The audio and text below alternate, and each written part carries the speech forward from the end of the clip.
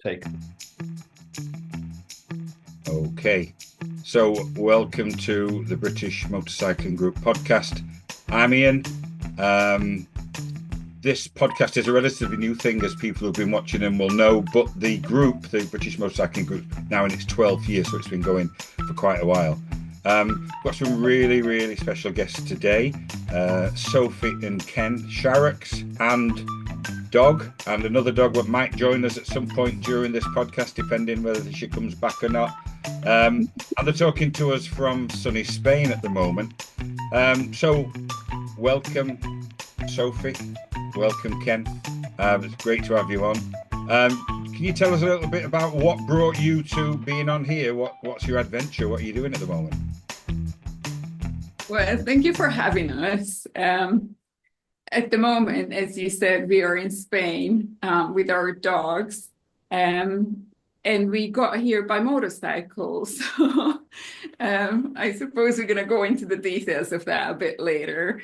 But our adventure started about almost 3 months ago now, when we set off from Hungary with the purpose of traveling for as long as we can, but definitely plan the first year to travel around Europe. And our goal was, our first milestone, it was to make it to Spain for the winter. And that's where we are at the moment. Fantastic. So what countries did you come through to get here, and how long did it take you? Well, we set off on, was it 17th of August, was it? And before we set off, we were living in just outside Budapest in Hungary. So we set off from Budapest, went through Romania, into Bulgaria, over to the Black Sea. Then we headed south to Greece, went south in Greece, and then back up to Albania.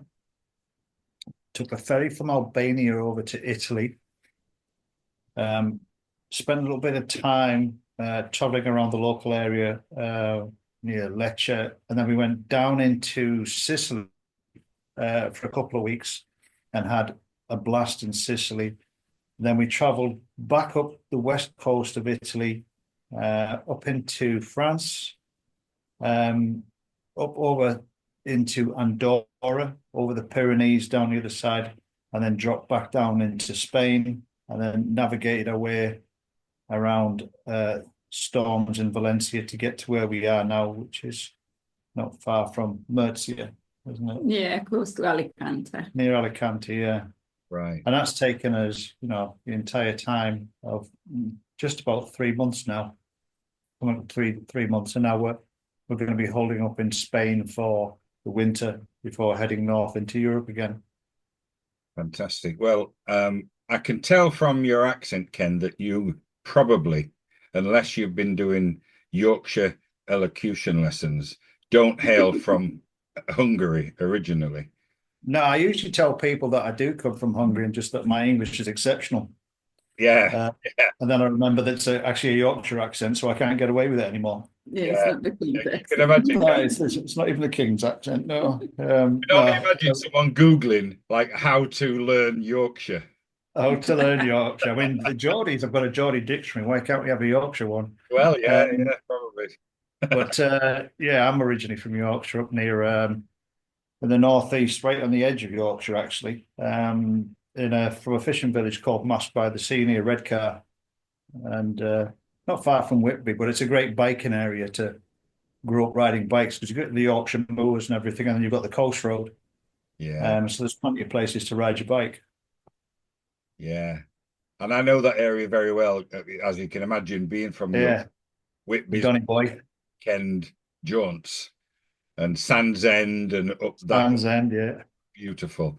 Yeah, absolutely beautiful around there. And of course, Scarborough with 5,000 other people on a sunny weekend. Yeah. They used to do, what is it, a bike week in Scarborough, and they used to go up to what's it called, Oliver's Mount, is it, or something in Scarborough? The road racing circuit. Yeah, but you could never get in because there was that many bikers going there. you'd be queuing for hours and that. So you just turn your bike around and go back down the town and have a bag of Winkles. Yeah. Winkles. You don't like Winkles? No. Well, Hungary is nowhere near the sea, right? So we don't Yeah. eat seafood to start with. But when I learned what winkle was, why? Why? Why would you have them? Yeah. Yeah, when we were kids, of course, that was our seat. They're our nearest seaside resorts: Bridlington, Scarborough, Whitby, Filey, Robin Hood's Bay, all those places. So as kids, we'd go there, and my parents would go to one of the little things on the beach, and do you want some mussels or some winkles? And we were like, come with an ice cream, but they loved them. Um, so, Sophie, you're not from Yorkshire. I'm definitely not. I know I have a funny accent. It's a bit of a mix of a lot of a lot of things that happened in the past. But I'm born and raised in Hungary. Yeah. I learned English in Canada, and I lived in the Northeast for about 3.5 years. Right. So that's the mixture. So now she speaks proper English. England. Yeah. No, you speak really, really good English, so that's really good. Oh, I appreciate that. I Well, I've try. got an accent, but of course you would have, wouldn't you? So what brought you to this world of traveling with two beautiful dogs on bikes across Europe into Spain and then onward journey after the winter? What brought that idea to you? Well, we have done touring. I mean, Ken's going to tell about his history with bikes, but we have done touring together for about 18 years, something. And Ken always said that, we're going to take the dogs one day. We're going to take the dogs one day. And we have actually looked at creating our own carriers because let's face it, these border collies, they're not your usual lap dog size. No, you can't throw them in a rucksack on your back or put in a anything. backpack. Yeah. And then I think life happened towards the end of last year. And I think it was February when we made the decisions that we really want to just change our life a little bit, including our careers and other stuff around our life. And we were actually looking at options to travel more, but who's going to take care of the dogs? And so the combination of a few things kind of led us to decide that, okay, well, we know that others have done it. Let's figure out a way for us to do it. And in February, we made the decision to sell everything, set off on this journey. And from there on, I think the pieces started to fall together like in a very good puzzle, really. A very hard puzzle, but it was a good puzzle. I mean, part of it was like we always had crazy ideas. Like let's why don't we just travel? Why don't we do this? Why don't we get a camper van? Why don't we buy a van and do it out? Why don't we do this and why do we do that? But the issue has always been, how do you make money while you're doing it? Yeah. And then when we first started thinking about it, social media wasn't as big a booming market as it is now.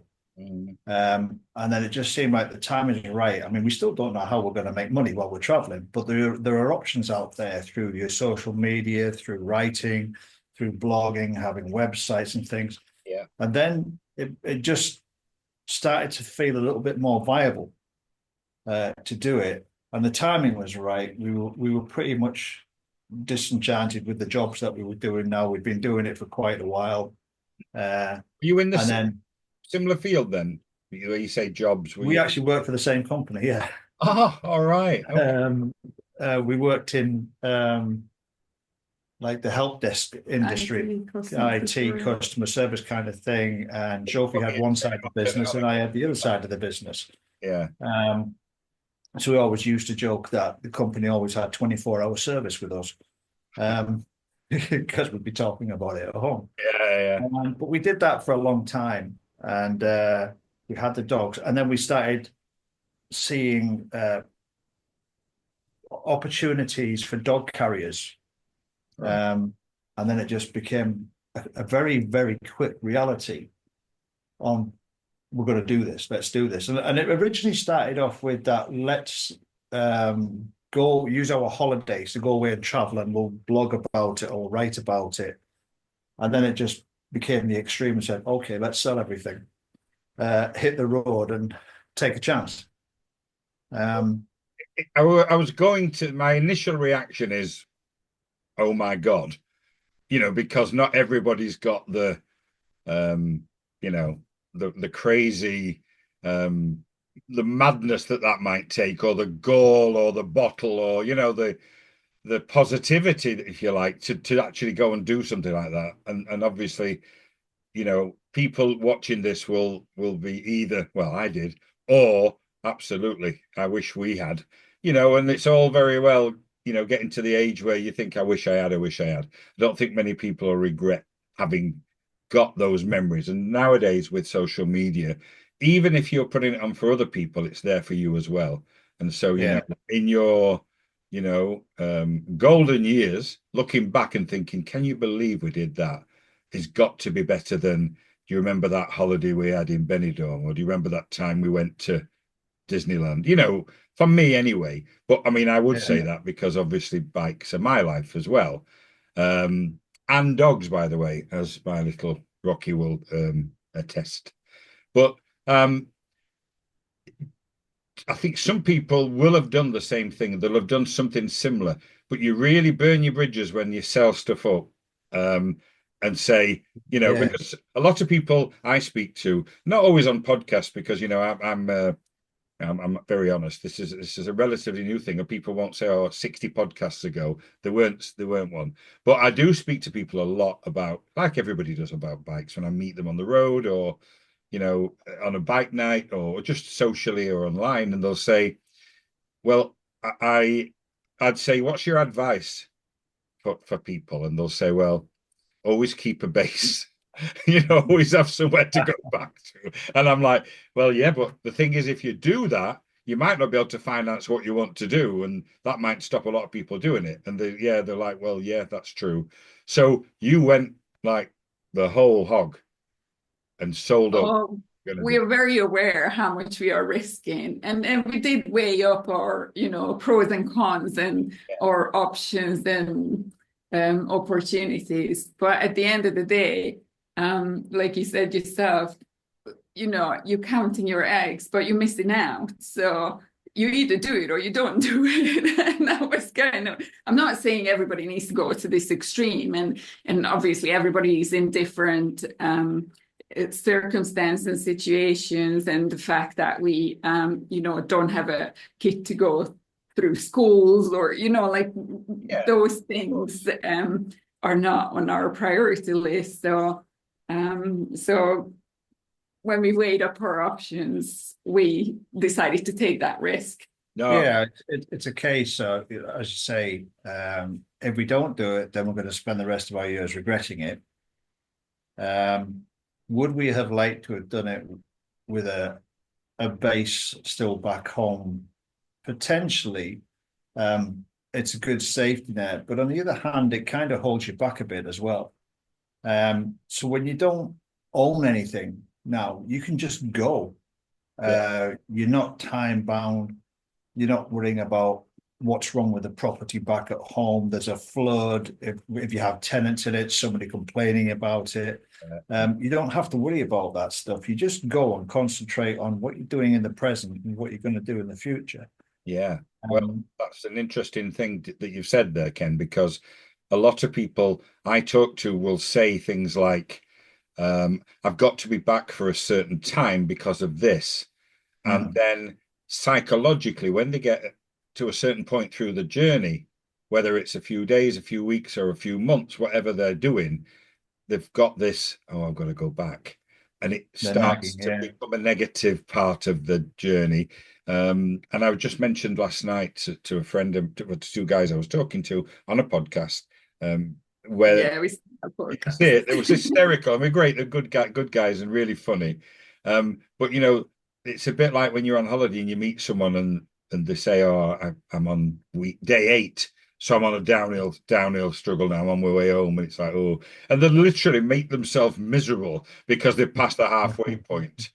And so there's I do think, I mean, my whole ethos in life is about, looking at things positively.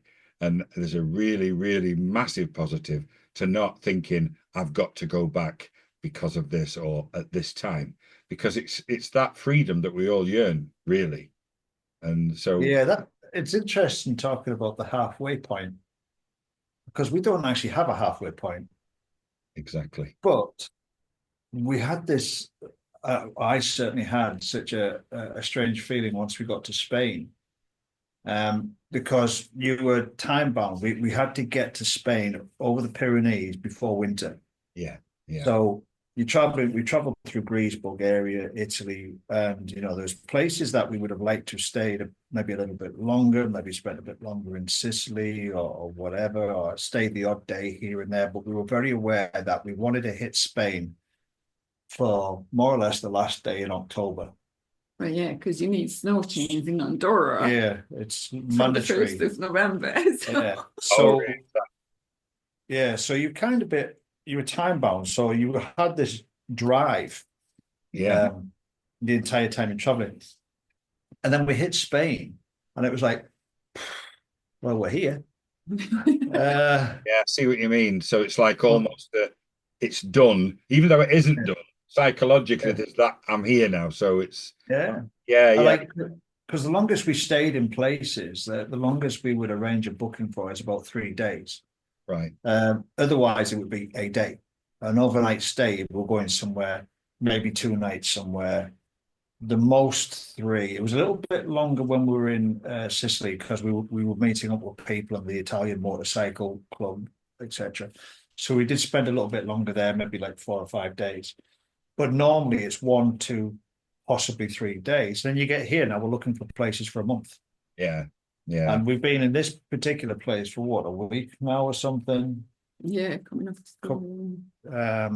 And it's quite strange sitting still because you had a routine, because we would book a place the night before. Yeah. So every day you're looking on whatever sites to book your accommodation, you're booking it, you're checking it out, you're working out your mileage, you're updating the GPSs, 2 GPSs, putting it in my phone as well. I keep a record of everything that we do in a spreadsheet. I have a live map on the website that tells people where we've been, where we currently are, and where we're heading to. I'll have a look at that. Yeah, And also the idea is in the end that I'm going to put all this information onto the website, and if people want to follow it, they can have a route if they have you want. left Easter eggs for them to find as they follow the route? I should have done, shouldn't I? What you got to do. Bags of dog food hidden all over the place. And go and find it. And you can, and so that I followed a guy, I mean, practically physically followed a guy in the States who did something similar, and they plotted it on the routes. And what he did is he hid things, and he gave you a QR code, and when you QR coded it, it told you where it was, so you can go and find it. It was, you know, the plastic. Yeah, that's what we should That sounds like a good. I'll have to go back Fun, and start again. yeah, it encourages people, and it's great fun. And then there's people on his site saying, "Look at this, I found it," and it's like a little GI Joe, this big from a Lucky Bag or Kinder Egg. A Kinder Egg. Kinder Egg, yeah. Yeah, That's so a good keep idea. yeah, But so yeah, so never know. yeah, we were doing this on a regular basis, and you get to Spain, I don't need to do it. Yeah, I'm not updating my map, I'm not updating my spreadsheets or anything. We're sitting here, all we've got to do is write. yeah. Edit some videos. Edit some videos at some point for any of the YouTube. editing. Yeah, we've got plenty of social media on things like Instagram and TikTok and that kind of thing. And we have a load of video footage, which our plan was for the winter to start sorting that out and get it up on YouTube. Yeah. So we have that to do, but considering what we went through for the last couple of months so or so getting here, it's like, yeah, intense, constantly moving. I always describe ourselves as sharks. We need to keep swimming to stay alive. And then you sit still And as nice as this is, Yeah, you're always thinking about, okay, where we're going next. of course you are. And it's interesting because, talking about that freedom, people who are working full time and going off on their leave and having that, I'm halfway there, that's the nightmare for me. And then, I work for myself. And some of my work I can do online, some I could fly here, and then go home, go back where I am. So I have got a bit more flexibility or freedom than they say the average person who's working full time, but I still don't have the freedom you've got. Some of that is, I always avoid politics, but a practical point is Brexit. I can't, you guys can. I can't go and stay in Spain or anywhere in Europe for 3 months. Well, I can. That's it, 90 days, then I'm out. So there's that bit that I have to think about. So we have literally got this plan where we do, because we've got a house in Turkey, and we go there a lot. And I can get residency pretty easily there. So we're thinking we'll do 3 months in Turkey, 3 months in the UK in summer, and then 3 months in Turkey again. And then we'll go to the US for 3 months because we've got family and friends in the US, in California, and try and make the best of that weather. And then we'll come back to the UK as it's getting to spring again, and then back to Turkey, and literally having to move. But although that sounds complicated, it's the only way I could try to maintain what I don't like cold weather. As simple as that. I don't want to be in cold weather, and I'm not going to be in cold weather. So if I can help it, he says it's 9 degrees out here and it's just getting dark and it's been chucking it down. But normally speaking, I'll try and avoid it when I can, but I can't avoid it completely due to that, that practicality of only having 90 days now in the EU.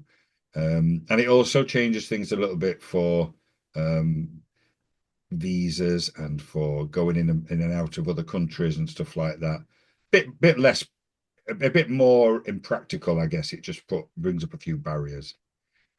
So when we first started, you mentioned that Sophie, that Ken might tell us a bit about his background in biking, and that you'd done some touring before you had this dog carrier, bring the dogs with us, and this current journey, which we'll get back to. So what was that? What's your sort of background in relation to bikes?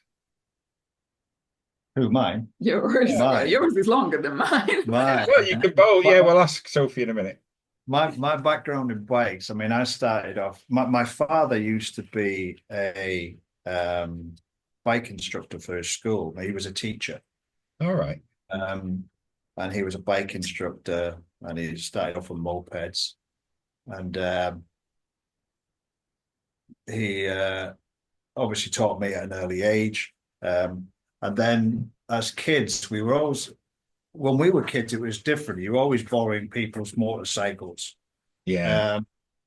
A guy on the corner, I was always borrowing his 250, Suzuki, I think it was he had. But I started off-roading pretty much over the beach on Montesas and bull tackles. Oh, yeah. And then my very first bike was what was a Yamaha TDR 125. Another off-roading bike. Yeah. And I used to work at British Steel, and I had to change the spark plug every month because it got so dirty. Right. But it was one of those bikes that you could actually fit your hand in the front of it with the right tool in that and take the spark plug out without taking anything off your bike and put it back in again. So I always used to carry a spare under the bike. Very And then throughout the years, I've always gone from one extreme to another as far as motorcycles are concerned. So I went from an off-roading bike and bought a Yamaha Thundercat. Right. Plastic missile. Yeah. And I loved that bike. And I remember picking it up from White Brothers in Darlington. I was going on the A66, and my very first roundabout, I went on this roundabout, and there's Yamaha, and I was like, ooh. So then I went looking for roundabouts, which the A66 is full of. Yeah. So I kept that for a very long time, and then I bought a Honda Varadero, which I kept for a very long time. Again, I always keep my bikes for quite a long time. And I had the Thundercat when I met Zsofi. and I took her for a ride over to Cumbria to see a mate, and she was on the back of it, pouring down with rain on the way back at night, cold, and she fell asleep on the back of it. And I could feel because the helmet was hitting me in the back of the Yeah, I've head, had that a few times. riding along. So then we went away.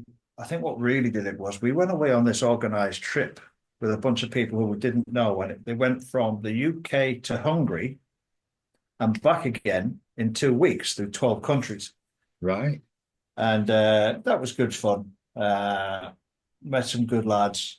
Of course, there was like, I can't remember how many bikes there was, like eight bikes or something like that. There was my Honda Varadero, a Kawasaki Ninja, and a Honda Hornet, and the rest were BMW GSs. Right. I'll tell you now, for you BMW riders out there, I'll take my Honda Varadero over any BMW GS, because they coughed and spluttered first thing in the morning, and the smoke that was coming out the back of them. Really? But yeah, so I loved my Honda. It's like riding an armchair. Yeah. And then Zsofi then passed her test. And we did that a couple of times. We did it on our own as well. And then we toured Luxembourg. We went for a ride around Transylvania. We toured Italy, the northern part of Italy. So we started doing a lot more touring. Was this as a two bikes or as a pillion at that point? Were you on the back? That was two bikes. So Sophie ended up getting a Kawasaki ER650. Oh, okay. As a first bike. The frog. And it was green, I guess. No, it was just ugly. Oh, I used to call it the clown's bike because I call it the clown's bike because once you've been riding a Honda Varadero and then you got on her little Kawasaki ER650, it was like one of those little clown's bikes in the circus. Sure. Your knees were up by your ears. Yeah. So she toured Transylvania and that, and Italy with me on that, and then we have some Serbian friends, Alexander and Tatiana, just in case you're watching, and we kind of got them into biking, and they kept inviting us to Serbia all the time. But they tell us these terrible stories, these ghost stories, like oh, the mafia this and the police killed them there, and it's like 6 hours to cross the border. You should come visit. I'm like, yeah. Well, you're selling it to me. Yeah. And we knew them for about, and then they got into biking. So we gave them a ride around Budapest, the back of our bikes. They went home. They got scooters. Then they ended up doing their bike tests. Now they're both. They did it properly. They did it properly. Yeah. Now they're both bikers. We both got a couple of good bikes, big bikes and everything. And then we said, oh, screw it, let's go visit them in Serbia. Because they started telling us the border crossing got a bit better. We went to Serbia, to Belgrade, one of our favourite places in the world. Really? The people are fantastic. The people are lovely. The entire Balkans is beautiful. One of our other dog just came home. Well, I did tell everyone we'd be joined by another dog at some point. So, yeah, it's beautiful roads. We went up to Zlatibor when we're going over towards Montenegro. The people are so friendly. The place is really affordable. The food is great. And it's a lovely place. And then we started going back more and more, going around all these fantastic biking roads. But during that time, I'd actually swapped my bike. I'd swapped my Varadero for a Suzuki GSXS, wasn't it? Or as we call it, Batman's bike. It was a sexy bike, black, matte kind of thing. Looked like Batman would own it. And I actually got a big, was it 58-litre top box for the back of it, just to carry the gear on. And Alexander, our Serbian mate, used to call it Batman's coffin on the back of this bike. But the problem is, as much fun as this bike was on twisties and things, because it just gripped the road and that, it wasn't so much a comfy bike to sit on for like hours and hours and hours and hours. Yeah. So then we started having You had no suspension. I had no suspension. I mean, it's supposed to have suspension, but you felt every bump of the road. Right. And then we just got into talking about, okay, let's swap our bikes again for more adventure style bikes. And Zsofi had no idea what kind of bike she wanted. I'd researched for 6 months Triumph Tigers. Right. Knew which bike I wanted. I was going to go for originally for the 1200 Rally Pro, Yeah. and we actually no, it was the Explorer I was going for, wasn't it? I was going for the 1200 Explorer, which just looks menacing. Yes. Uh, and the day we went down to Triumph to sign the paperwork, basically, they ordered it in. They had it imported to be and everything. The night before we went down, I watched a YouTube video about the difference between the 2023 and the 2024 Triumph Tiger 900. Right. And they made so many changes on the 2024 900. It wasn't a kick in the ass off the 1200, the 900s. And we stood there and I said to Zsofi, could we afford two 900s?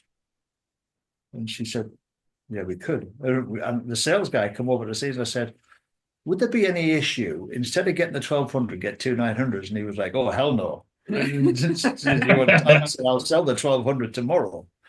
So we ended up there and then on the spot, ordering two 900s for us to do more traveling around the country on. And then that's when the idea just, the idea was kind of like in motion, and wasn't it, to sell everything and go.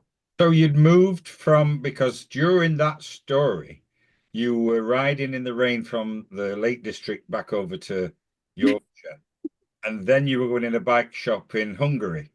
So I guess somehow you moved to Hungary during that time, did you? How did that happen?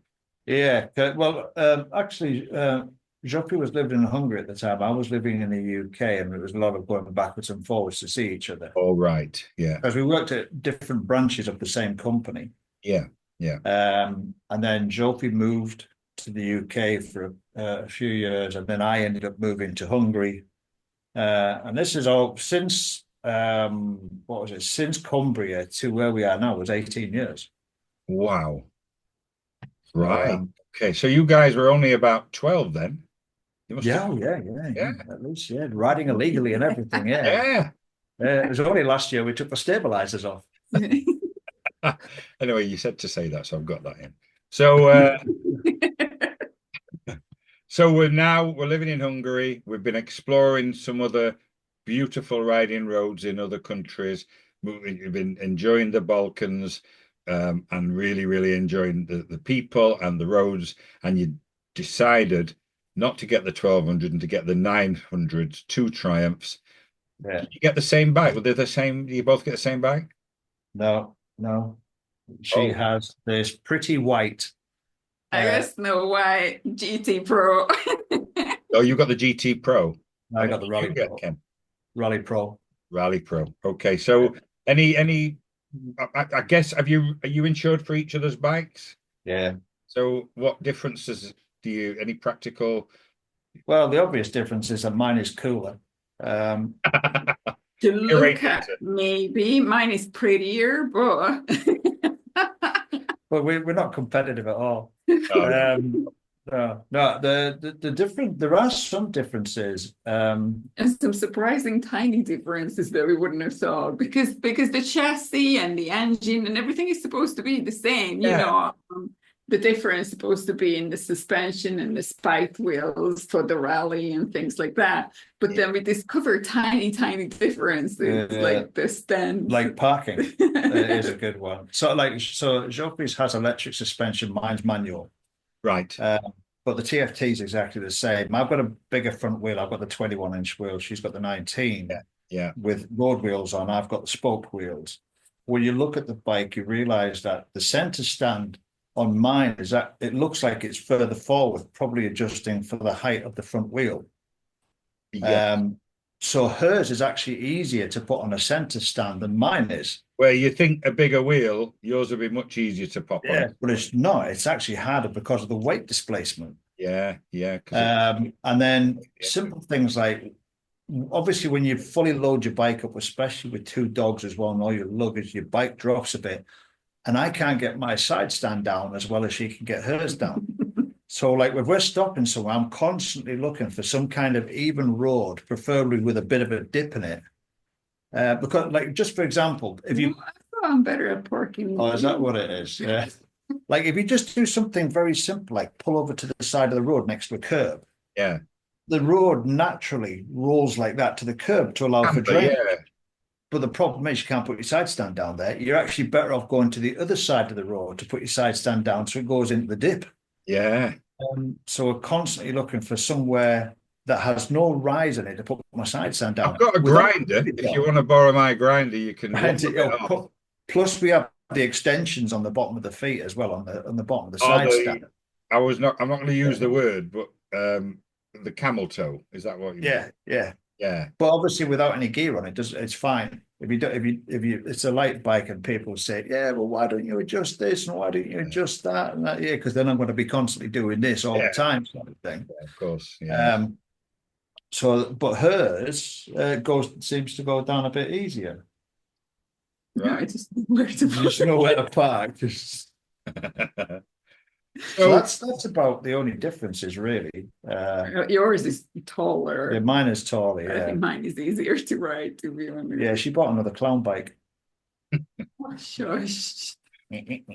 so basically the same manufacturer based on the same frame and engine, but slightly different, and that suits your own. By the sound of it, slightly taller, slightly shorter, more pretty, bit more rugged, but a Yeah. bit more, yeah, I get it. So that's great, and then that brings us then to you on this journey that you've told us the route of with two dogs. And you said that you just got to the point where you were like, you know what? Let's sell everything. Let's buy some dog carriers, or you said you thought about making some, but you bought some, I guess. They look identical. They look very sort of professional. And we're going to go and do this for the foreseeable. So what was your mindset then? Were you watching something on TV and like were you watching? See me, I'd be watching something like Coronation Street and think I've had enough of this. I'm going to go and do this. Some people might be watching, The Long Way Down and think I'm going to do that. What was it that made you think? I guess not wanting to leave the dogs was a massive part of that. There was no question. It's pretty much that. If we'd have done it sooner, we'd have found a way of taking the dogs with us. Yeah. But it's just I can't even remember where we saw it, where we saw the carriers. I think it was on another video or something. I don't know. Well, we were researching Yeah. options. And to be fair, there are various options out there. But Yeah, first of all, the size of the dogs really determine that variety or narrows down that variety. So obviously we were looking for something that for our border collies would still be a good fit. Yeah, we looked at trailers, like we thought about trailers and So for dogs of their size, our options were trailers or sidecars, which weren't something that we really no, my wanted to mindset has consider. always been the point of owning a motorcycle is so that you can nip through traffic and not be delayed by anything. And as soon as you start putting trailers and sidecars on, or even trikes, might as well sit You're in the limited, car. right? It minimizes the opportunities to do that. And I'm like you. I do filter all the time. That's the point for me. I'm not going to be stuck in traffic when I'm on a bike. No. But, unless I'm at the front of it. So it really left us with two viable options. One is I don't mean to advertise anybody, so I'm going to be. Oh, it's absolutely fine that you do. I've seen them and thought, wow. And I'm going to be honest with you. I'm always very honest. Since speaking to you to arrange for you to be guests on this podcast, I've been looking at them already. Okay. I've been looking. I've been thinking, do I buy them? Do I look at an alternative? Do I buy? Because I'm a quite practical person.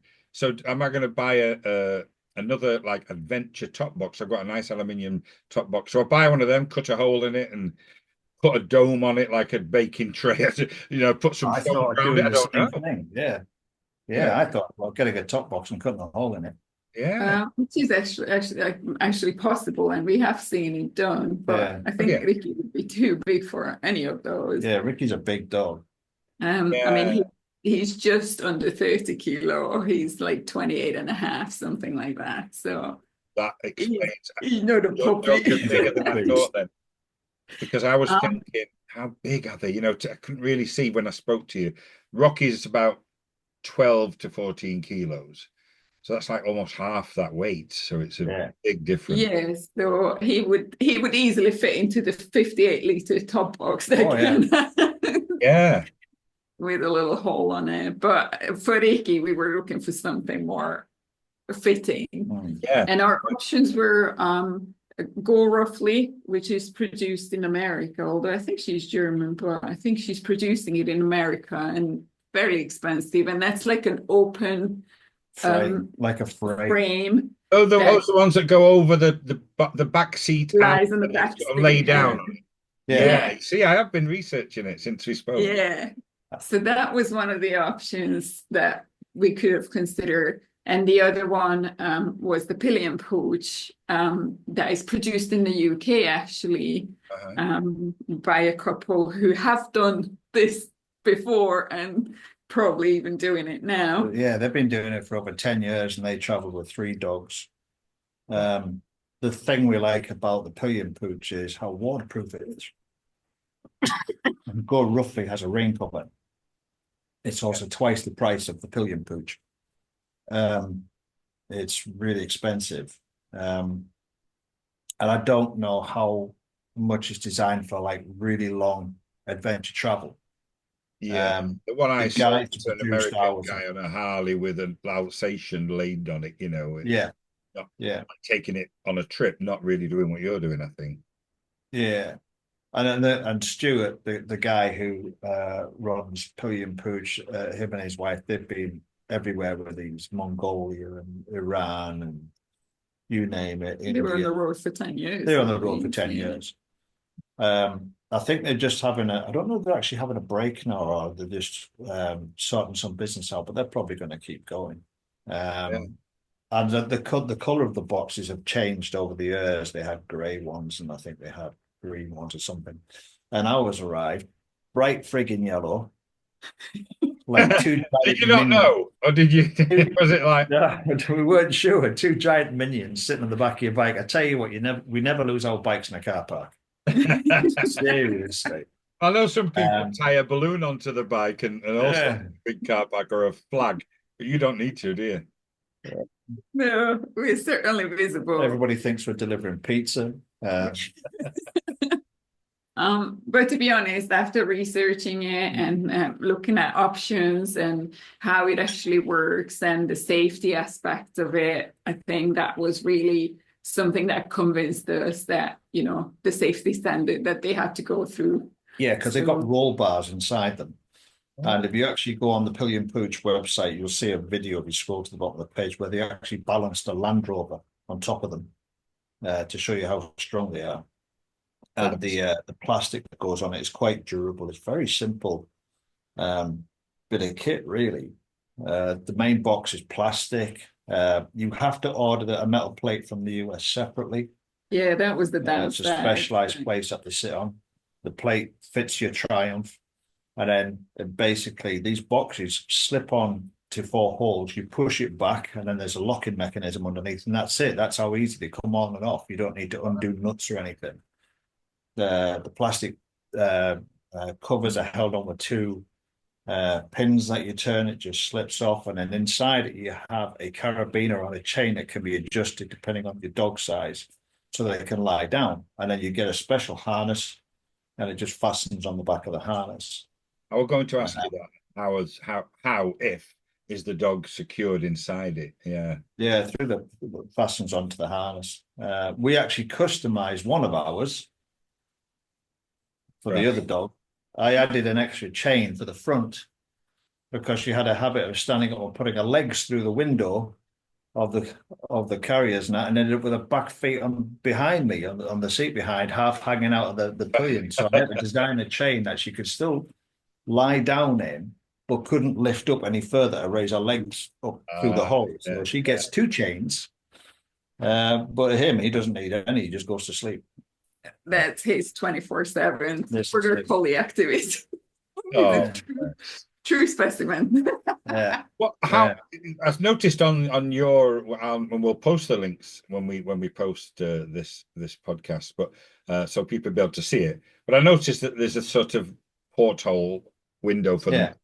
How does that do with catching wind when you ride? Does that fill with wind? Does it got vents so it doesn't? yeah. You've got options with it because the whole front of it, you can lift the front of it up, and it has these ties or clips rather, so you can roll it all up, Bit like a clip tent. it in place. Yeah, just like a tent. So if it's really hot and you want some air in for the dog, you can roll the whole thing up. Right. Or you leave it down and there's a porthole bit that you can actually roll up and clip up. But Right. the porthole has actually got a zip. So if it gets really windy or if it's pouring down with rain, you can just zip the whole thing up and make it water. Oh, that's brilliant. Sounds like a genius idea. Oh, it's really good. Unless one of the dogs actually chews the zip. Sure, And I big jump. Come on. Well, big jump. Big jump. Just know what to jump. I'll show you the troublemaker. One word from you, do as they're told. Oh, Jump. Oh, There we go. So this is the troublemaker. they're big dogs, aren't they? Yeah. Oh, she's a little one. So she has a muzzle now when we travel Right. to stop her from chewing the box because she's actually a clever dog. She worked out that if she chewed the zip, I can't zip it up. Ooh. She doesn't chew anything. Doesn't chew anything else anywhere. Doesn't chew anything in the house. Doesn't chew any other part of the cover or anything. But she knew enough to know that if she chewed the zip, I can't fasten it up. Very clever. Dogs are far and- cleverer than people think. Oh yeah. So now she gets a muzzle to stop her from chewing stuff. She looks like Bane out of Batman. Which is funny because she's the friendliest. She's the friendliest dog in the I'm going world. to say, I'm wondering how people sort of think when they see you ride, because it must be unusual for people to see in the first place. Like, what's that? But I mean, the worst thing is, and I know I think we spoke to you about this before, but one of the problems we have with her is that whenever you start off on the bike, she goes nuts. And she's frothing at the mouth. Now, if you stick a muzzle on that as well, people see that it's a dog frothing at the mouth, muzzle on. Yeah, they're terrified, aren't they? She's just going nuts over the sound of the engine, is all it is. And then once you get going, she quiets down until you come to a set of traffic lights. As soon as you start off again. So every time you stop and start again, she starts barking. As soon as you get going, she goes quiet again. Him, nothing. Wow, the difference. So she's a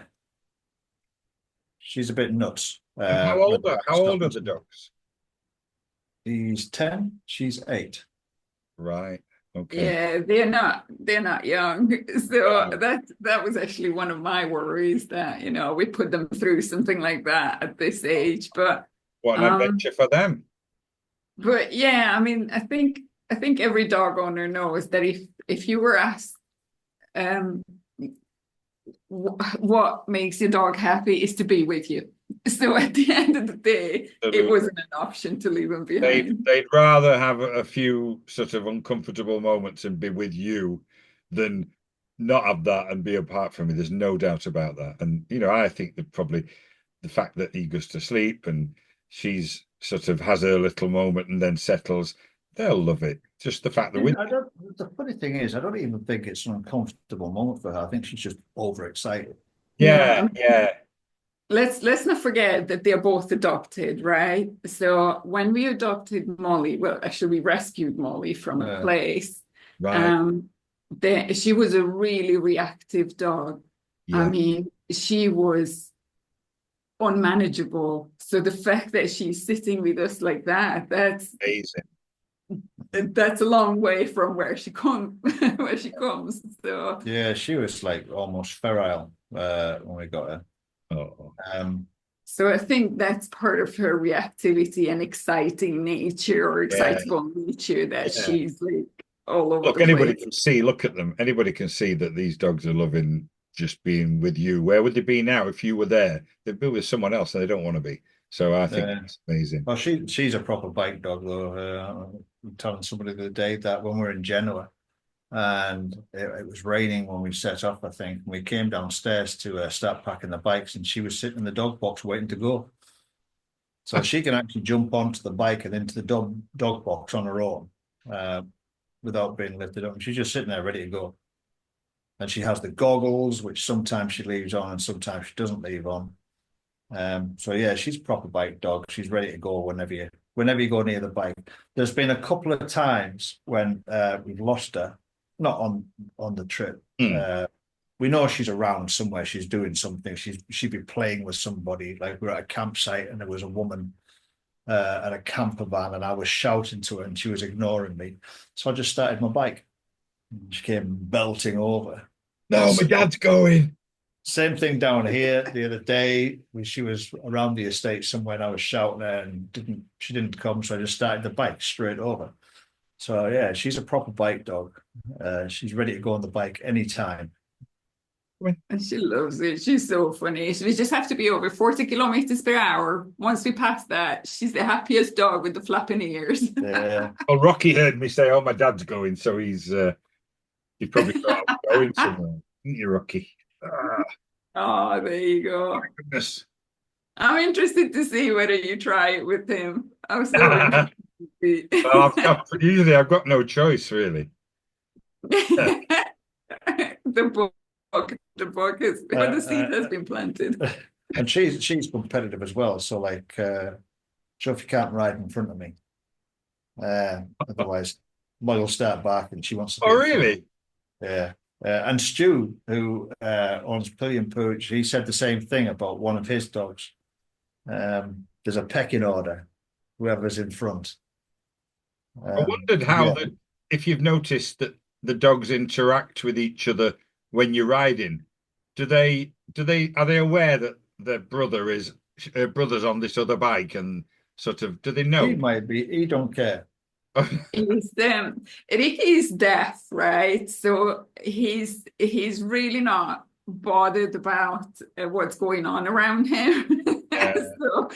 So he's not reacting to me overtaking Ken and Molly, or he literally lies down and sleeps all the way through, and he's not looking up for other dogs, he's not looking up for trucks or anything like that. He's quite happy lying in his box, which was actually looks out his window now and again, but when I still feel looks up, look out the window. Oh. But I think sorry, I interrupted you. I'm just thinking, no, we can see that the dogs are, quite large, and these carriers really sound amazing. But obviously they're on what would be where the top box is by the look of it. So you've got that, 30 kilos high up on a bike. Now, I wondered if when you're fully loaded, you've got your weight in your panniers, so it counteracts it to a degree. But what about when you haven't? So, for example, would you go somewhere like now when you're leaving the stuff in the house and going shopping? Would you, or needing to take the dog somewhere? How does it affect the handling, and how do you compensate for it? Doesn't make any difference, to be honest. Really? That's because they're Triumph Tigers. Oh, that's very British. Yeah. No, there's no difference. We don't feel much difference. I mean, I do feel the wind picking it up a little bit more if we go any speed on a highway, obviously keeping the speed limit at all times. Oh, yeah, obviously. Yeah. Yeah, but I mean the luggage, all the weight of the luggage now, everything helps to keep us a little bit more planted. Yeah, but when we don't have the luggage on, and you get some high winds or something, you can feel yourself getting blown a bit. It's actually worse when the dogs aren't in the carriage. As soon as you put the dogs in, then the weight steadies you a little bit more. Interesting. But we never had balance problem. No, balance. But to be honest, I was joking about the speed, but we don't actually do more than 110 kilometers per hour, even on a highway. So Ken had to get used to trucks overtaking us. You see, we don't use that, do we? It's just not natural for a truck to overtake you on a bike. It's for a car doing it. Because you're a bit worried about wind ripping the boxes off the back of the bike and Yeah. everything, and so she wants to keep the speed down a little bit. And then, of course, when we have days where we go out without the dogs and we leave the boxes behind, then we just go mental. Yes, Within the speed limit, Yeah. obviously. But you know, you ride with purpose, I suppose. Well, yeah, we keep to the speed limit and get there quicker. Make progress. Yeah. but never had problem with that. I mean, to be fair, what we had to get used to is the actual loaded weight. Because let's face it, we got all of our possessions on the two bikes right now, and that's including summer and winter gear. That's including dog food and toiletries and anything else, obviously, that we would need. Yeah. So I'm not saying that we are overloaded. I don't think we are particularly No. overloaded, but we do have two 15-liter crash bar bags on each side. Somebody's just seen a cat. And the cat is staring at the little rat bag. There's not even a blink there. Look, No, I saw that cow. Is it? Getting told. So we got the two crash bar bags. We got tank bags, Double teamed. and then we got the two side panniers and the pillion pooch boxes. So essentially, we do carry a lot of weight, and we haven't experienced issues with how the bike handles, but I think we ourselves had to get used to the weight, of course, making sure when we park. A bit like when you're riding with a pillion, you've got to take it into consideration. Yeah, you just becomes exactly the same. Yeah. Have you? Sorry, Ken. No, go on. Well, I just wondered if you'd faced any, I won't say difficulties, but any challenges, practical challenges with riding with the four of you, as opposed to if it was just you two. That I'll say one word: gravel. Oh, really? Yeah. Oh, Jesus. Yeah. You'd be able to handle that on the rally, with not with road tires. Oh, yeah. Not with road tires fully laden with a dog that barks. So I always joke that during our travels, we've been up Mount Etna, we've been up Mount Olympus. Anyone who travels around Greece and Sicily or Italy will know it's basically one big frigging mountain. Yeah. And if there's a peak, a ridiculous peak in Italy anywhere, somebody will build a town on it. If you want to visit something, they're beautiful, by the way. It's up a mountain. On twisties, Molly likes to bark. So I always said that Zsofi has ridden up a lot of these mountains and everything. I personally have bounced my way up the mountains. So of course, when Molly barks, she's not sitting still when she's barking. She's all over the place now. So my bike is doing this while she's doing it. I'm literally bouncing around these roads. And of course, you're riding slowly on gravel. She starts barking. Bike's all over the place and everything. Yeah. If the gravel is like on the flat or it's not too thick, it's not so bad. But when you start getting deeper gravel and it's uphill and there's ruts all over the place, I mean, we got a few pictures where we had a hell of a day where we came off the bikes on gravel with the dogs on and everything, and we had to unload the bikes before we could actually pick the bikes up. My bike was practically upside down in a ditch at one point. We dropped yours twice. I lent my over. You lent yours over. So yeah, gravel to pain. I'm surprised you actually said that, because I thought you were going to say the stray dogs and cats. Oh, the dogs and cats. Well, I wondered how you manage with that, because I know when I've ridden in sort of, Central Europe or, Anatolia, there's a lot of stray dogs, a lot of those sort of Anatolian mountain dogs that all look exactly the same, all very handsome, muscular, massive, and everywhere. I wondered how that impacted on your journeys. not so much those, but in Bulgaria, there's lots of stray cats. Right. Then you get into Greece, and then it's stray cats and dogs. When we crossed the border into Greece, we actually got chased up the highway by the dogs because Molly's barking. They have the dogs here, Molly. They come out of nowhere, and they're all well fed as well. It's not like they're all skinny dogs or anything. They're all well fed, being looked after. Yeah. Chasing us up the highway, and that seemed to be a regular occurrence in Greece. And somebody told me that dogs in Greece are the equivalent to a cow in India. Everybody looks after them. They're revered. Everybody will feed them.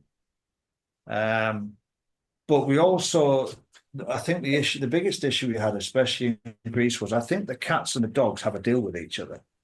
In Greece, there's some kind of a ceasefire or a truce or something going on in Greece. So the cats know the dogs know the cats, everything's fine. But nobody explained this to our dogs. So of course we'd be in Greece now, and the cats start walking over towards our dogs. And well, of course our dogs are typical dogs now, and they want nothing more than a bit of cat. So I've filmed Molly and a cat having a face off in a restaurant or something, and these cats are just mental. They just don't understand the danger they're putting themselves in when they want to come over to our dogs. And of course, our dogs look mental because they're barking and crazy. And usually we've got our dogs tied to us or tied to a table. The table is halfway across the restaurant now because Ricky's chasing a cat being followed by a table. So yeah, that was an interesting experience in Greece. When we're talking about the added consideration of having two dogs with you, how does that impact on accommodation and where you can eat and that? And is that something that you've had to think about? Well, yeah, very much so, isn't it? Good question. I think at the end of the day, we deliberately started in Europe because that's our home turf, right? So we know that, we are in safe hands. If we need to go to a vet, we know that the dog's going to be taken care of. Yeah. We find dog food everywhere, so on and so forth. Insurance-wise, everything just kind of dictated that we start in Europe. But quite frankly, if it wasn't for the dogs, we would probably literally ride as far as we wanted to and just stay whenever we get tired, just find an accommodation. Because in Europe, you can do that. There are so many places, right, where you can just find a bed and breakfast or whatever. Yeah. But because of the dogs, we always looking ahead and just making sure not too far in the distance, because as Ken explained, we sometimes just book one day ahead, but we always book a day ahead to make sure that dogs are accepted, and not to mention the fact that even if an accommodation says that they are pet friendly, they are thinking about one single Chihuahua. You up with two 30-kilo border collies, and not everybody appreciates that. No. So you actually have your way of booking now. Yeah. So I use probably booking.com the most for accommodation, and it's great because of the filters that you can search on, and one of the filters is pet friendly. So whenever I'm searching, it's always has on-site parking, has Wi-Fi, is pet friendly, and sometimes it has a kitchenette. And this is a piece of advice for anybody who's doing what we're doing and you're using booking.com.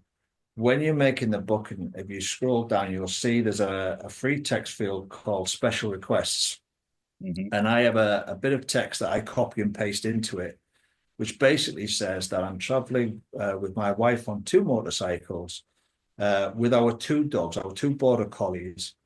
Any secure parking and as close to the ground floor would be appreciated, because we have to unload all our luggage for security reasons. Yeah. And I think that's pretty much it. And then I usually get a response back from the accommodation saying, "Oh, you can park your bikes in our garage, or we'll open our yard for you," or whatever. Or the other thing that we've noticed is that people will charge extra for the dogs. And it's usually around €10 a night for a dog. It's been 20 in some places. or 15. So in Italy, I don't think there was hardly anybody charged. No, nobody charged in Greece. Greece, nobody Nobody charged. charged in Italy was the Greece. first when they started charging. Yeah, but Healthy. the beauty of doing that though is that your cards are on the table. Where you're staying, they know what you have, you know what the expectations are. But the beauty of traveling off season, I recommend this to anybody, travel off season, is that people will do a few little extra things for you. Like we've stayed in a few accommodation that was specifically for the disabled Right. because it was ground floor, quite spacious. So they've given us a bigger room once we've told them about the dogs and the equipment and everything. Or they'll give us an area with a door that opens up into greenery for the dogs, kind of thing. So the people, Or let us park in their garage. Or let us park in their garage and things like that. Brilliant. So it's worth using that special request section and using booking.com. Yeah, thanks for that. It's really, I mean, that was going to be one of my questions, and you've answered it in anticipation. So I'm really glad, because I did think about that. You know, what would you advice would you have for other people traveling? But that booking.com, of course, there are other booking. Yeah, Expedia and Yeah, they do all the those same things. thing. But you Yeah. know, having that, I mean, I use booking.com a lot. And I didn't realize, if I'm honest, until you mentioned it to me the other day about the free. Yeah, I think it's just Really? called special requests or something. Yeah, it's good that. I'm just thinking really when it comes to your accommodation, there's some people that would charge for cleaning, and you're saying that that's, I guess they would charge extra because of the potential for cleaning. That's that's the reason they would say, I guess. Have you noticed it more as you've come into Western Europe? Yeah. Yeah, because we never got charged in Romania, Bulgaria. We didn't get charged in Greece. And then I think we didn't even get charged in the first place in Italy. It was the first place we stayed at in Sicily was the first place we got charged. Right. And then since then, it's not been like constant. Some places will charge, some places won't charge. Yeah. I mean, I think it's changed for the better recently in the last 2 or 3 years, even because I know that I don't know about everywhere in Europe, but in the UK, there's, I think I can't remember, but something like 3.5 million dogs were bought during the pandemic. And so it's now 1 in 3 people in the UK have a dog, where it used to be like 1 in 5. So a lot of businesses I noticed that definitely had no dog signs other than guide dogs or emotional sport dogs or whatever. Now, in the last few years, they're suffering because, you know, I don't, Rocky comes with me wherever I go, really. And if we go somewhere to eat and it says no dogs, well, that's my business lost. You know, as simple as that, really. And I've noticed more and more places now say well-behaved dogs or dogs and well-behaved owners. They make a joke of it or something. I like it, which is great. And it's been a lot easier. So I'm assuming if that's been the case throughout, you know, because we all went through this pandemic together, that it's the same in the rest of Europe. Yeah, absolutely. We never had a problem. Mind, we do stay outside as much as we can. So, but in fact, in Hungary, it was the first place where they said, "Yeah, bring the dogs in because it's raining. Just bring them in." So, so many places like we never had a problem taking the dogs anywhere. Even shopping malls now allow dogs in, and restaurants and accommodation. So that never felt limiting. There are places where we are limited, like museums and you know, obviously some we've been to a few places that are just not dog friendly at all. And I will name and shame Montpellier in France. Because trying to find a piece of greenery for the dogs to go to the toilet in Montpellier was just so hard because they had some strips of grass and they had parks, but everywhere there's a sign that says no dogs, no dogs on the grass. Wow. You literally couldn't take your dog. We were hunting around for ages trying to find places for the dogs to go. But I think, and this just reminds me of how interesting the different cultures are. Like, you know, where where do they collect after the dogs, and where do they not? So Yeah. that really says a lot about the local cultures. But going back to Montpellier, I mean, Montpellier is beautiful, right? But I think we learned the hard way that staying in cities is not for us. Yeah. Because you don't recognize how much concrete surrounds you until you consciously think about, hang on, my dog needs to squat somewhere. Yeah. I mean, we always had the plan of to avoid cities anyway. Um, but that comes with its own set of issues. Like if you actually want to go and look at something, you can't leave your bike because all your gear's on it. So Yeah. we're traveling from A to B in a daytime, and you come across something in between. You can't just walk off and leave your crash bar bags, your tank bag, soft luggage on the back. If we stop at a cafe somewhere, we can always see the bikes where we're sitting. Yeah. So that makes it really hard. So then, with the case of Montpellier, it was always basically on our radar to head near that direction kind of thing on the way over to Spain. Yeah. But I decided, let's stay actually in the city. Then if we want to, we unload all the bikes now. We could just go for a walk around the city and see some of it to see something. But as Sophie said, the problem is you're in the city. It's not very dog friendly, and that's not saying that's what it's like for all cities. Just in that particular case, it was quite hard to find some greenery that the dogs were allowed to use. Mm. And I think it's not necessarily a name and shame. It's a practical observation, isn't it, for other people Yeah. that might want to do that? You know, you do have to think about that. For Definitely. example, Budapest has quite a few dog parks and things specifically for dogs. Yeah. That you can let your dog off and they could go and play with other dogs and they could do whatever they want to do. But I'm just trying to think of any other cities. I mean, Genoa was tough as well, wasn't it, when we stayed at Genoa? But Genoa's basically a big rock. Right. And again, it's hard to find greenery around there.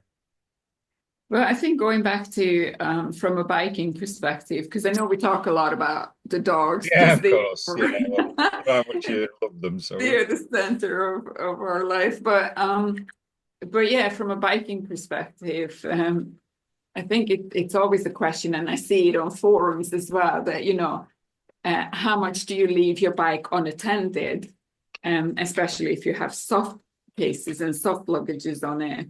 yeah. So I'm telling you. Yeah, the answer to that is we don't. We don't, yeah. But then, you know, you get certain people responding that, oh, I've been riding for ages and always leave my bike. I think it depends on your personal experience as well. It also depends on whether all your entire possessions are on your bike or not. Oh, there's no doubt that that's going to be more uppermost in your mind than the average person that might lose the helmet and gloves. But yeah, definitely. I mean, I'm exactly the same. I do, if I'm, for example, recently I went to, where did I go? Skegness and Skeggy. And I left, there's a little wooden sort of barrier in the car park, bikes only, free parking for bikes. And I did leave it there, but I did put a disc lock on, I did put my alarm, and I put my chain on around the thing. You know, I'm aware of it. It's got a hard top box which I put my helmet in and gloves, aluminium. But I'm under no illusions that I couldn't have gone back and it weren't there. Or, you know, it's always on my mind. And whenever I could, I was like trying to look, and it's like it's such a massive part of my life. You know, the thought of it going would be horrendous. But like usually I'm like you. If I'm going to eat somewhere, it's outside. If I can't put my bike within view, I'm not going to eat there either. So, you know, I need to be able to see it. Yeah. And if we go to supermarkets and things, one of us goes and the other one stays. Yeah. The bikes. And so even when we arrive at accommodation, even if it's camping, Zsofi usually goes in and does the paperwork for it, and I stay with the dogs and the equipment while that's getting sorted out, and then we start transporting our gear in. sometimes it could be a real pain, like it was in Bulgaria, where we had an apartment on the fourth floor or something. So I had to run backwards and forwards about, I don't know, 6 times, was it, or something? No lift. No lift. With gear. Well, Zsofi looked after the rest of the gear because there's like, 4 guys standing around outside where the bikes were. Oh, So yeah, that wasn't a wise choice, that one. But yes, we're very security conscious. We have got a little bit more relaxed about leaving helmets inside the dog boxes when we stop somewhere. We right. just take our intercoms off them, put them in our pockets, and just leave the helmets Yeah, inside, that's or it. take our body armor off and put those in the boxes. Um, that's usually when we haven't got dogs or gear with us. We got disc locks, we got chains, we've got trackers on the bikes. Yeah. Just in case the worst ever came to worse. Have you had any security concerns, Ken? Anything that in your journey or anything at all? No. We've been, I mean, touch wood, we've been pretty lucky so far. We've had places that were uncomfortable leaving the bike. Yeah. But as I say, you've got to be careful when you're booking accommodation, because my priority when I'm booking accommodation is security for the bike. Yeah. So you have to really read the small print. Again, another piece of The advice. user, right? Read the user reviews. Because you can usually search on booking.com for a particular subject Right. in the user reviews, and I always look up parking, because we had one experience where we stayed in Catalina, I think it was, and they said, "Oh yes, we have on-site parking," and we got there and it wasn't on-site parking at all. It was actually parking outside the property if there was a space in a quiet street. So we had to leave our bikes in the street. But again, we have alarms. I have an app on my phone that tells me if anything touches the bike. Yeah. So you tend to do that a lot when you're sitting and even looking at your phone all the time to make sure you check and make sure your alarm is on. Yeah, every 5 minutes. So that, but again, there was no issue. We never had a problem there.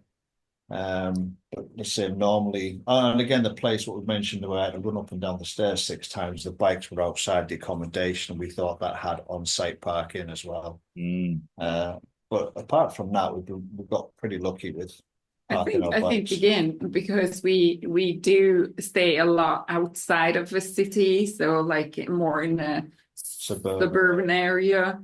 I think we have more chance of parking it within a garden or within the gates somewhere. So but as soon as you go in the city, it's so worth looking, like Ken said, of what the users are saying, because in the description they say parking available on site, and then you realize, there is a parking lot 5 minutes away. 5 minutes away from I know. I mean, hotel or whatever, and they say parking on site. No, it's not. Yeah, because when you do a filter for parking, they don't differentiate the difference between actually parking on the premises or that there is public parking in a parking house, which is a 5-minute walk away.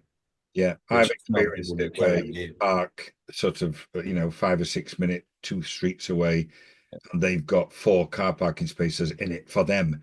But doesn't help you when your bike's 200 meters away and you can't see it, But and you're fully loaded. I think the phrasing is parking is possible nearby at a location or something. Yeah. Well, what I'm looking for in the reviews or whatever, or in the small print, is private parking is possible on site. Yes, that's what I'm looking for. See, I didn't know you could search the reviews. I didn't know that. I didn't know you could look for keywords in there to find. That's good as well.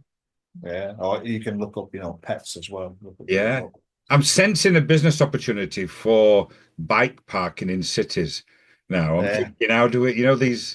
Those secure. Oh, you and I might need to talk, because I had an idea, but can't shut me down. So what was it? Go on, share it. What was it? No, I was actually gonna approach public, gated parking in cities, and put I don't know if you have it in the UK, but but we have like the delivery boxes where you can go and pick your package up if Yeah, you oh, want everywhere, something to like them. Amazon and all these places, lockers. Yeah, lockers, that's the right word. And Yeah. I just kind of imagine putting like sensible size lockers where one can leave their let's say a soft case or suitcases if they want a helmet and their jacket in the summer per se, Well, for yeah. whatever price, and Well, it parking does is exist, Jofi. That does exist, but not does it? specifically for bikers. So around so there's a couple of companies, and I only know this because I've searched it and found them personally. Is that lots in the past, lots of railway stations have them where you can put your excess baggage in. Oh, that's true. Yeah, railway So, stations yeah, so too. you put your case in, go off for the day. So I've done it in Amsterdam, I've done it in Bruges, I've done it in Paris, places like that. And they're usually in the transport hubs, but because they're greedy and they're expensive. I think the one I used in Amsterdam a couple of months ago was something like 25 euros for 4 hours, and I was like, wow, that is crazy. That's like I want to pay that for a hotel, not putting my case in a locker. There are Yeah. companies that now open them up, and they're usually in small hotels or small, like, delicatessens and things that have a back room. And there's apps you can go on, and on that app it will say storage at sort of €5 for 3 hours. You book it, and it'll say they give you a QR code. When you get there, they'll scan your QR code, and it's maybe something like when you check out of a hotel early, and they'll let you put your luggage behind in the room at the back, a secure room, because your Yeah. flight's not for another 10 hours. They're a bit like that type of thing. And All I've right. done that quite a Okay. lot, where I will literally just leave it, um, pay my couple of quid. So it's an idea. Yeah. I mean, for me, it's pairing it with the parking, the Of parking course, and yeah, security. So yes, yeah. It's a variation on that theme, isn't it? Definitely. yeah, exactly. Wow. So, no, I mean, we're at the point now where I would say you're overwintering, for want of a better word, hibernating if you were a bear Yeah. in in a sunnier climes or a more temperate climes than Northern Europe. Um, what then and when roughly? Well, we've got a couple more months. Well, we're going to do another month in Spain, at Maybe least, two, probably. probably two. So December and January, maybe moving to the west, so Granada and Sevilla. Yeah, so we've got an idea for a place at the moment here, Granada, for a month, and then the idea is that we'll probably end up in Portugal, uh, maybe for a month. But we really want to get towards like the Seville area. You, So I you, want an orange. Um, I want Portugal, so we're see, going to spend and 2 months in I Portugal. want some white port from Portugal. So yeah, we'll end up in Portugal, and then after, depending on what the weather's doing, whether it's a warmer spring or whatever, will dictate when we set off. yeah. And we're going to head north, and we'll probably I'd like to go to Santiago again. Because we did a few years ago, just before, I think it was the year before COVID hit, we did the El Camino hike, ended up in Santiago, and we quite liked Santiago. That's really interesting. I've had just So some we maybe do friends just done it. a couple of nights there, and then we're going to skirt around, go up through France into the UK, and then we're going to do the west coast or the south coast up west through Wales, up through the west coast of Scotland to the top, and then come right down the centre back through Yorkshire and visit The God's family. country. Yeah. And then once we get to the UK, back into Europe, Yeah. then it's kind of open to discussion. We had an idea of heading towards Estonia and Latvia, maybe into the Nordics, Norway, Sweden, that kind of thing. So all we know at the moment is that we're going to head towards the UK and spend about a month there. And then when we get back into Europe, then it's either Estonia, Latvia, what was the other one? Lithuania, or maybe push north into Norway. But I mean, it's really expensive up there. So we'll have to see Get how ready for your €25 cup of coffee up there. Yeah.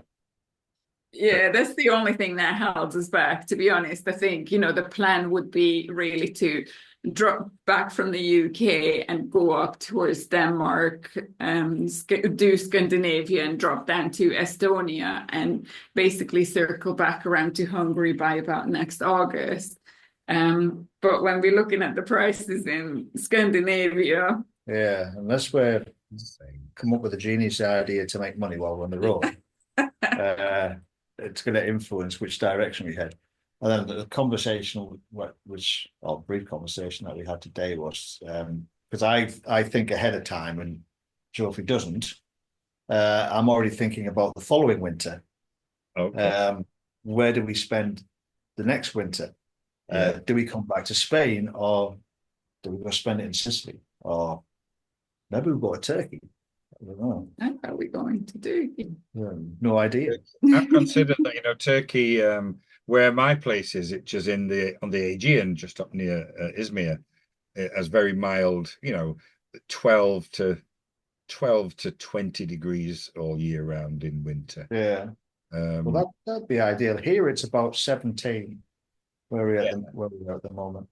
Yeah, I mean the latest I normally go there is around this time, and then I go again at the beginning of March. Because then you've got more reliable weather. But they do have, because cold at night being east, but during the day it can be very, very warm still. You can Christmas Day you can have 25. Sometimes. Yeah. Nice. Yeah. I think it's similar here. I mean, if the sun is out, I mean, today it can be quite. If you're sitting in the sun, it's hot. It's shorts weather. Yeah. But at night time, what we've noticed, for the first time last night, I took the dogs out just before going to bed, and it was bloody bitter. It was that was the first time it was cold out on an evening. First night here, I was sat at the bar with the owner and his mate in a t-shirt and shorts. And a week later, I'm not the winter gear's come on, the hoodie is on. Yeah. Still wearing the shorts though, being from Yorkshire. Of course. I wear them all year round. I'm one of those. Yeah, absolutely. Yeah. Scraping the car outside, and I've got my shorts on. Everyone's like, so somebody wants to ask me, "You from Norway?" And I went, "No, Yorkshire." And they were like, "Same thing." Exactly. Roll your sleeves down. We know that. But yeah, that's the plan. Is to head north, and one of the things we're talking about today is because we're always reflecting on what we've done and what we're doing. Is I'm just curious to know what the feeling is going to be like. And when we go further north, I said to Zsofi, I think I'm going to have a hard time leaving the south. Yeah. Because of the cultural difference and everything is like when you go through Greece and especially the south of Italy and then the south of even France and Spain, it's very relaxed. Yeah. Chilled out, fantastic bike roads. Well, I think the thing that appeals to us is there's a lot less rules. Oh no, you see, I learned this lesson. There are a lot more rules. They're just not enforced. Yeah, Sophie said they're more of a guidance. Yes.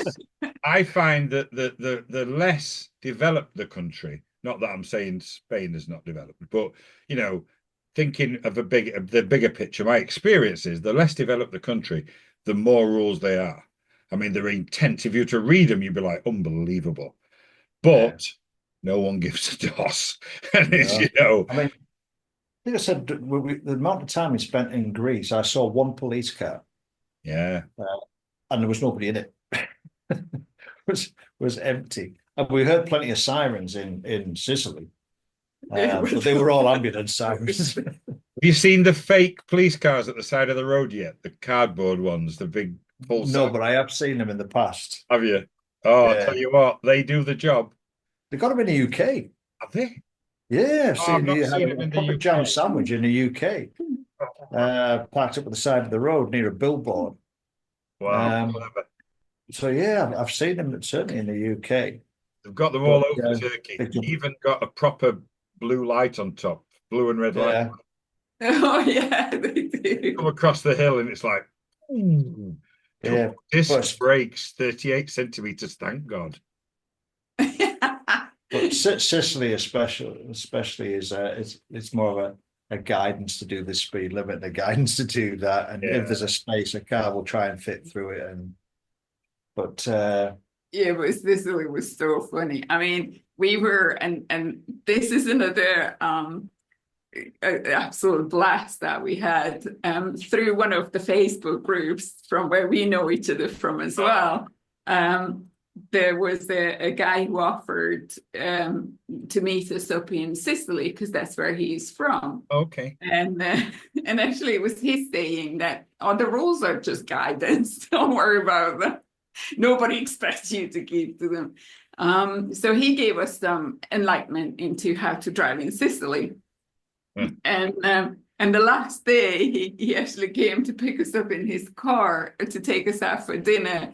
And first I thought he actually came with I mean, I didn't think anything of the car. It was nothing special. But he actually explained that he's got a nice car, but he's using this car to drive in town because because if you drive a very nice car, then people know that you're gonna be worried about letting people out. So you're they going to get all, out of the way. Oh, so they'll, yeah. so you don't wanna risk your nice car. But if you If you drive a crap car, they know that you Yeah, don't they'll care. be Get thinking out of your real, way. they'll just yeah, that's a great thing. Great idea. I once got in a taxi in Turkey with no doors, and I oh thought the boy. door was open. So it was an old Turk Fiat, so like a Fiat 128. And I thought when I Right. walked up to it, oh, the door's open because I'm walking to the side of it. And when I got in, no seatbelt, no door.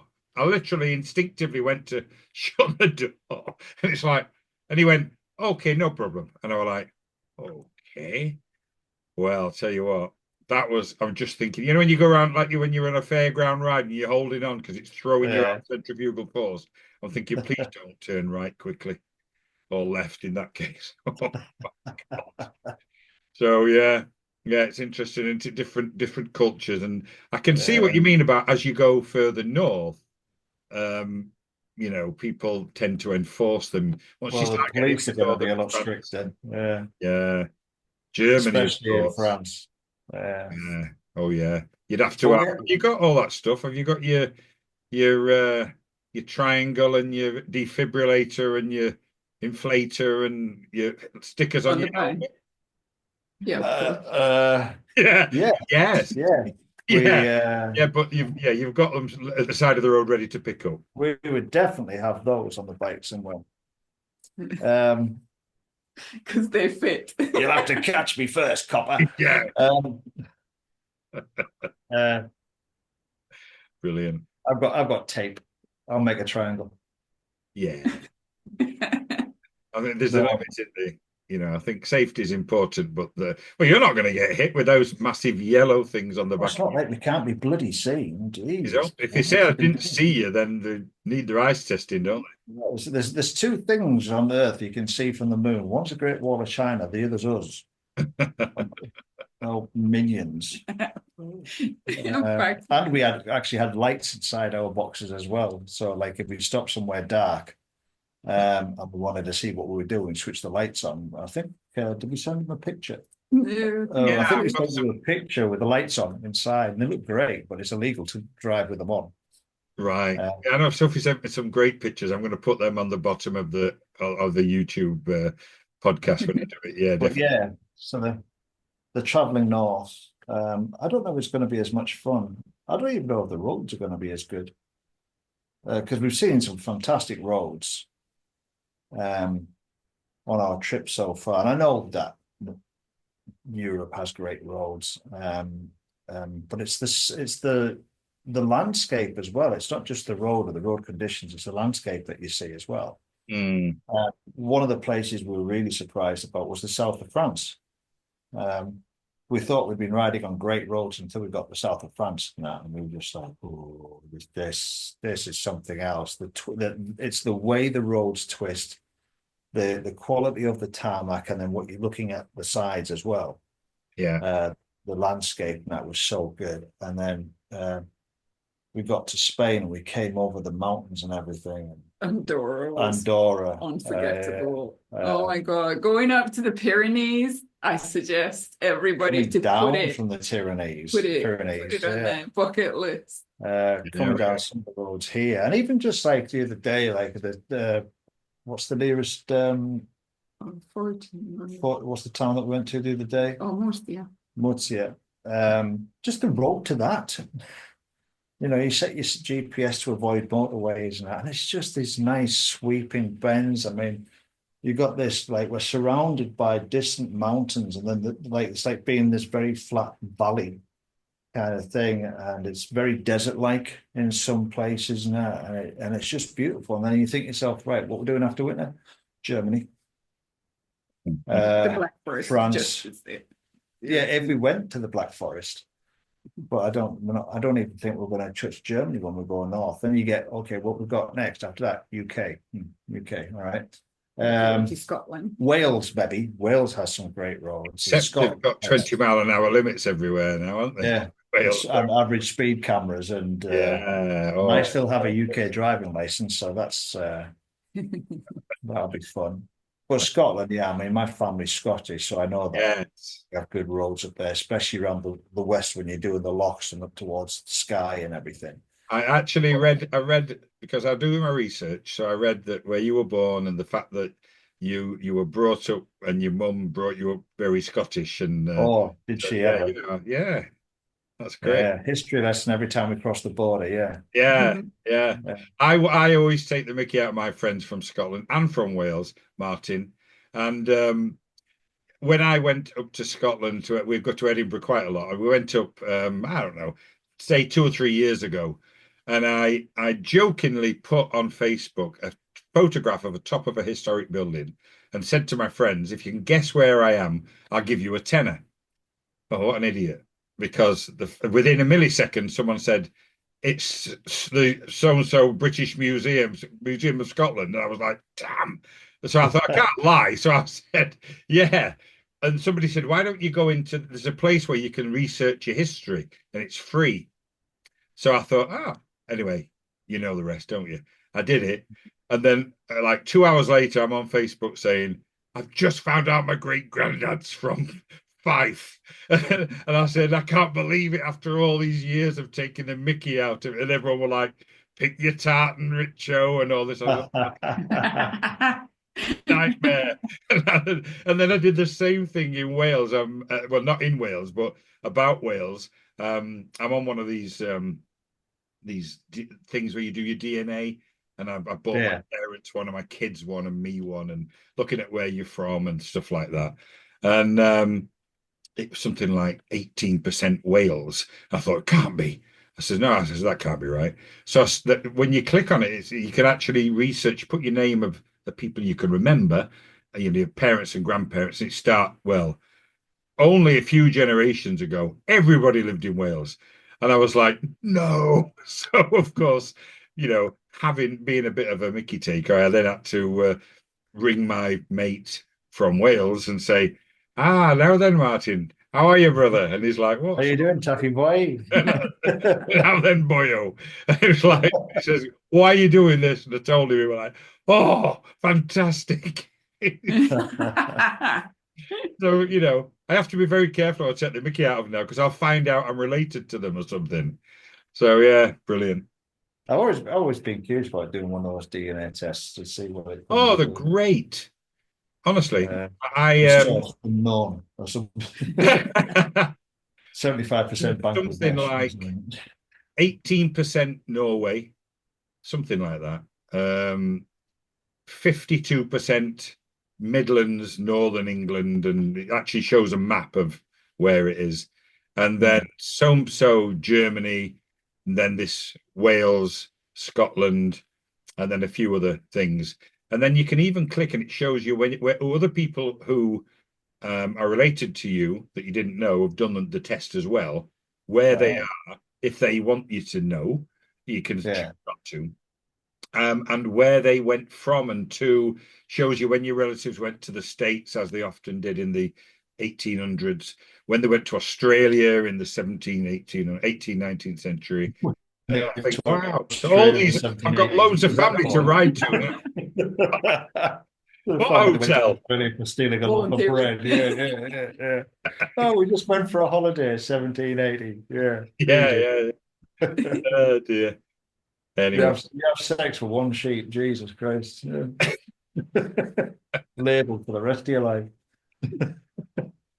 Well, it's been absolutely great talking to you, and it's great. I think a lot of people will be inspired. I mean, I am. I was just inspired by talking to you the other day, so I know people will be inspired, especially when they either listen to this as a podcast or watch the video, and then see the pictures, and also the links that will let them come and have a look at your YouTube channel or Instagram or Facebook.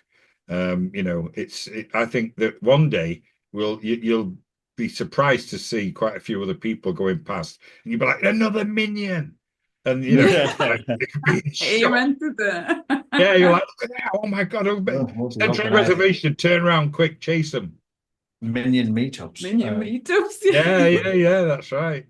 Well, people can decide whether it's bravery or stupidity or craziness what they're doing, and once they decide, they can let us know.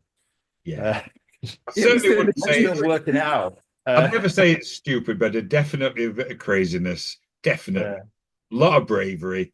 You know, a bit of confidence and certainly I don't know what, I guess I don't want to really use that word, but you know, you've got some balls to do that. Honestly, you have. And I'd say we've got nothing to lose. That's because we sold everything. yeah. What can we lose? Yeah. It's sitting outside at the minute. Yeah.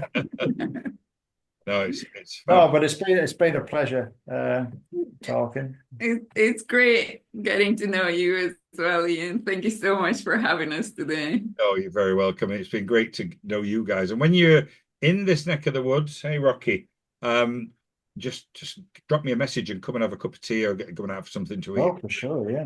Oh, that would be lovely. And I have got secure parking for your bikes if you need to park them. So, you know, know that you will be on those bikes. And of course, we're dog friendly as well. We can always do another podcast, but we can do it all on one camera. Yeah, you know what? We can. And actually, you're dead right, because by then, you know, you'll have another. We'll have some more tapes. We'll be able to tell you how many times we got arrested in France. Yeah, definitely. And we have got some face-to-face podcasts coming up, actually, of people that I know who are a bit closer at the moment, who are going to come across, and we're going to film them face-to-face. So, yeah, definitely. Okay. Is there any last words you'd like to share? Any observations? Anything you'd like to say to people? Do you want to just tell us a bit about your? I mean, I'm going to put the links up, but if you want to give people a heads up, that would be great. Yeah, so we've got various social media, haven't we? We have a website called ragthered.com, and most of our social media is ragthered.com something or other, or just ragthered. Am I allowed to ask what it means? What does it mean? Yeah, with the come on, you made it. All right. Well, it's weird, isn't it? It's a bit strange. It is. People are it's totally not SEO friendly. No. Oh, don't worry about it. All the way through school, I had a nickname, and my nickname was Rag. Okay. And the reason I was called Rag was because I used to have long hair at school, and a girl one day, who was actually a friend on Facebook still, she said that I looked like Shaggy out of Scooby-Doo. And so people started calling me, my close friends started calling me Shaggy. And then one day somebody said, yeah, but Scooby-Doo doesn't say Shaggy, he says Raggy. So then they started calling me Raggy, then it got shortened to Rag, and it stuck. Even now, they still call me Rag. Crazy, isn't it? Then when the internet started booming and everything, and you were having to sign up for things, and you needed a username, I was just putting rag. But then I started getting told that it's not enough syllables, or it's not enough letters. Three letters is not long enough. You need to have at least 5 letters or something like that. I ragged the red. I just rattled it off and accepted it. And then ever since then, every time I had to sign up for something, I just went, rag the red. It's a safe bet. And it just kind of stuck. So then we had Rag the Red website. All my username is Rag the Red. When I write, it's Rag the Red. When I paint, it's Rag the Red, because I do painting and digital art. It's Rag the Red. So yeah, we have a website called Rag the Red. And on that website, you can find some of the photography that I've done. Zsofi has a diary section in there, which is actually written in Hungarian. If anybody wants to learn Hungarian. Yeah. I have a blog section where I write, after we've traveled for a bit, I write like Italy part 1, Italy part 2, that kind of thing. I've still got to write about France. I have a journal section, which I'm really crap at keeping up to date. And then we also have, there's a page in there about us and our social media and everything. So that's basically the website. And then of course we have our everyday stuff like Instagram, Facebook, that kind of thing. What is your YouTube channel called? How would Rag the Red. Right, was that Rag the Red as well? Oh, what a surprise. We own Rag the Red. If anybody just Googles Rag the Red, you'll find us for about the first 5 pages or something. Yeah, it's a very unique name, so we kept it.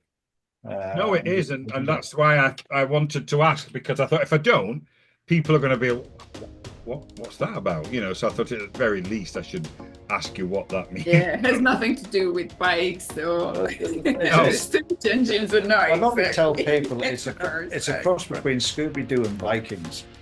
So it's Rag the Red, like Eric the Red. Yeah, Ethel Red or whatever. Yeah. So yeah, that's where it comes from. And of course, where we're from in the UK, in the northeast, that big Viking heritage. Yeah. We had the Holy Islands and all that, and York Minster just down the road. So yeah, Rag the Red at the time when I wrote it, just like I thought, yeah, Scooby-Doo Vikings. Yeah, fabulous. Okay, thank you. All right, guys, I'm going to sign off now. Thank you so much again. It's been an absolute pleasure, and everybody that's listening, both of you. I hope that you found it useful and entertaining. And if you've got any ideas about how you're going to do your next ride, is it going to be, accompanied by your dog or cat maybe? I wouldn't recommend any bigger like bovine or anything like, sheep or cows and stuff. That would slow it down. But your dogs and cats sounds great, tortoise, anything like that sounds amazing. And if you can have an adventure like you two guys have had and are having, then it can only be a real positive for anyone. And if anybody has a question and find us on social media, we're quite happy to answer. I know we talked a lot about dogs instead of bikes, but feel free to hit us up because we're happy to share any experience that we had. Fabulous. Okay, thanks again, guys, and we'll see you. Thanks, Ian. See you later. Bye-bye.